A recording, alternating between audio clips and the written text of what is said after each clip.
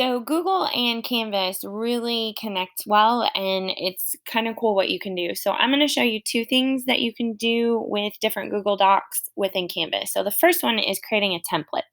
So you can create a Google Doc and then send it out to your students through Canvas, and it will force them to make a copy in their Google Drive before they can ever type into it. So here is going to be our bring back for the first cycle. So the first thing I need to do is I need to get a link to share this document from my Google Drive. So I'm going to come down here to get a link, and I want the people with Knox County Schools websites or with emails to be viewers. I don't want them to be able to comment or edit. I just want them to be a viewer. So I'm going to copy the link, and I'm done with that. And I'm going to come over to my modules, and I had already created this assignment. So I'm going to open up the assignment, excuse me, and I'm going to edit it.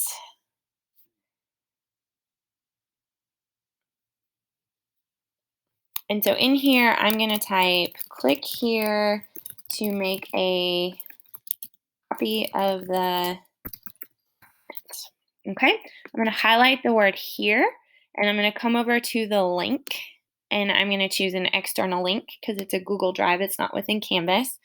And I'm going to paste the link here. Now, this is the big thing that you want to make sure you do is you want to change the word edit to copy. So you're literally just changing that edit word to copy, and what that will do is it forces whoever opens up that link to make a copy in their Google Drive. So I'm going to hit done.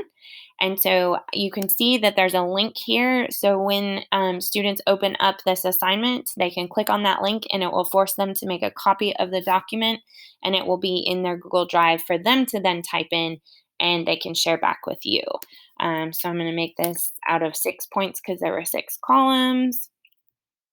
And maybe I want you to upload, not a file, I'm sorry, a website URL. I want you to share back what you submit is going to be your shared Google Drive or Google Doc.